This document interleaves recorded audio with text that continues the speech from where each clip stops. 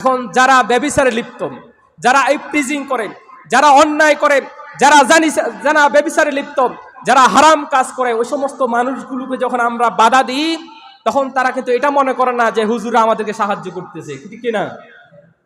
অথচ হাদিসের ভাষা হলো আপনি অন্যায় কাজে বাধা দিচ্ছেন, এর অর্থ হলো অন্যায়কারীকে সাহায্য করতেছেন। আপনি ব্যভিচারকারীকে বাধা দিচ্ছেন, এর অর্থ হলো ব্যভিচারকারীকে আপনি সাহায্য করতেছেন। কিভাবে সাহায্য করতেছেন?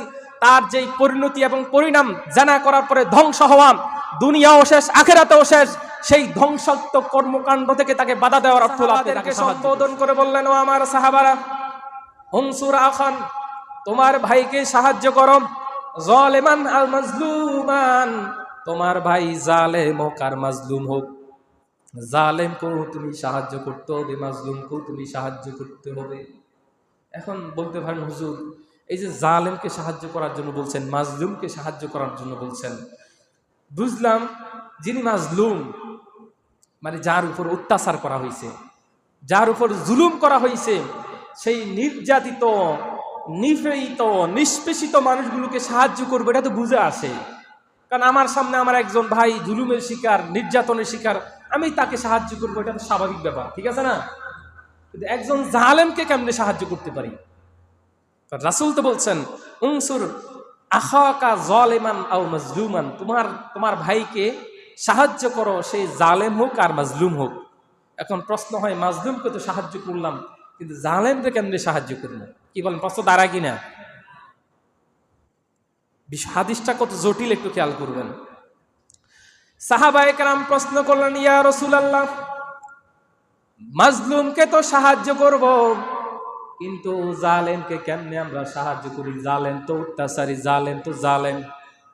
তখন আল্লাহর রাসূল জবাব দিলেন যে মাজলুমের সাহায্য হলো তাকে জুলুম থেকে হেফাজত করা, জালেম থেকে হেফাজত করা, আর জালেমকে সাহায্য করা হলো ওই জালেমকে জুলুম থেকে হেফাজত করা, যাতে করে ওই জালেমের মাধ্যমে কোনো জুলুম সংগঠিত না হয়, ওই জালেমের মাধ্যমে যাতে করে কোনো অপরাধ, কোনো জুলুম, কোনো অন্যায়, কোনো অবিচার যাতে করে সংগঠিত না হয়, এটাই হলো জালেমের প্রতি সাহায্য। জালেমের প্রতি কি সাহায্য? যিনি জুলুমের শিকার হয়েছেন তাকে আমি জালেমের হাত থেকে সরাই দিলাম, ভাই তুমি অসহায় মানুষ, তোমাকে আমি একটু সাহায্য করে তুমি সরে যাও। আর যখন একজন জালেম জুলুম করতে থাকে, অন্যায় করতে থাকে, অবিচার করতে থাকে, এই অবিচার, জুলুম, অন্যায়ের যেই পরিণতি সেটা হলো ধ্বংস। বলেন সেটা কি?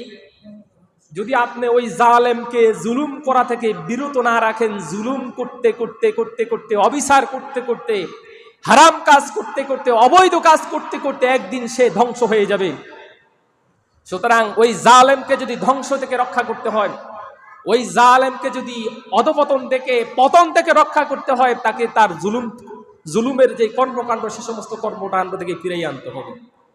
তাহলে এই জন্য কি করতে হবে? যিনি অন্যায় করেন তাকে অন্যায় কাজ থেকে বাধা দিতে হবে। যিনি অন্যায় করে তাকে অন্যায় কাজ থেকে কি দিতে হবে?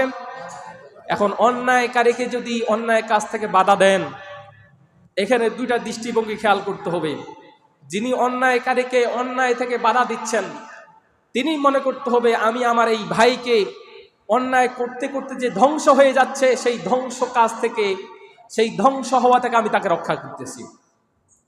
আর যাকে বাধা দেওয়া হচ্ছে, যাকে অন্যায় কাজ করা থেকে বাধা দেওয়া হচ্ছে, তার খেয়াল রাখতে হবে আমি যে অন্যায় কাজ করতেছি এটার শেষ পরিণতি, শেষ পরিণাম হলো ধ্বংস। আমার এই ভাই আমাকে এই অন্যায় কাজ থেকে বাধা দিচ্ছে, এর অর্থ হলো আমাকে সাহায্য করতেছে। আমরা যখন মিম্বার থেকে কথা বলি যে মিথ্যা কথা বলতে পারবেন না, বলেন এটা কি সাহায্য? কথা বলেন না, সাহায্য কিনা? কারণ আপনি যখন মিথ্যা কথা বলেন, এই মিথ্যার পরিণতি ধ্বংস। আমরা যখন বলি আপনি গীবত করবেন না, বলেন তো এটা কি সাহায্য কিনা? আমরা যখন বলি আপনি ব্যভিচার করবেন না, জুলুম, অত্যাচার, শরীয়ত নিষিদ্ধ কাজ করবেন না, বলেন তো এটা কি সাহায্য কিনা? এখন যারা ব্যভিচারে লিপ্ত, যারা ইফটিজিং করে, যারা অন্যায় করে, যারা জানা ব্যভিচারে লিপ্ত, যারা হারাম কাজ করে, ওই সমস্ত মানুষগুলোকে যখন আমরা বাধা দিই তখন তারা কিন্তু এটা মনে করে না যে হুজুর আমাদেরকে সাহায্য করতেছে, ঠিক কিনা? অথচ হাদিসের ভাষা হলো আপনি অন্যায় কাজে বাধা দিচ্ছেন, এর অর্থ হলো অন্যায়কারীকে সাহায্য করতেছেন। আপনি ব্যভিচারকারীকে বাধা দিচ্ছেন, এর অর্থ হলো ব্যভিচারকারীকে আপনি সাহায্য করতেছেন। কিভাবে সাহায্য করতেছেন? তার যেই পরিণতি এবং পরিণাম, জানা করার পরে ধ্বংস হওয়া, দুনিয়াও শেষ আখিরাতেও শেষ, সেই ধ্বংসাত্মক কর্মকাণ্ড থেকে তাকে বাধা দেওয়ার অর্থ হলো আপনি তাকে সাহায্য করছেন। তাহলে আমরা যদি মিম্বার থেকে সত্য কথা বলি, এটা কি আপনাদের সাহায্য নাকি সাহায্য না? এজন্য আমি বলছি, আমরা যদি এখান থেকে এমন কোনো কথা বলি, এমন কোনো বক্তব্য যেটা আপনার কলিজায় আঘাত করে, যেটা আপনার কলিজায় ধাক্কা মারে, বলুন তো আমার এই কথাটা কি আপনার উপকারের জন্য না ক্ষতির জন্য? কারণ আমার এই কথাটা হবে কোরআন সুন্নাহ ভিত্তিক। এই কোরআন সুন্নাহ ভিত্তিক কথাটা যখন আপনার হৃদয়ের গহীনে আঘাত করবে, বুঝতে হবে আমার এই কথা আর আপনার কাজ মিল নেই। আমার কথা আর আপনার কাজ কি নাই? মিল নেই। সুতরাং আমার কথার সাথে যদি আপনার কাজের মিল হয়ে যায়, তাহলে অন্তরে ধাক্কা আসবে না। আমি যদি মিথ্যার ব্যাপারে ওয়াজ করি, যারা মিথ্যুক তাদের গায়ে লাগবে। আমি যদি জানা ব্যভিচারের বিরুদ্ধে কথা বলি, যারা জানা ব্যভিচারে লিপ্ত তাদের গায়ে লাগবে। আমি যদি সমাজে যারা অবৈধ কর্মকাণ্ডে লিপ্ত, আমি যদি অবৈধ কর্মকাণ্ডের বিরুদ্ধে কথা বলি, তাদের গায়ে লাগবে, কিন্তু ভালো মানুষের গায়ে লাগবে না।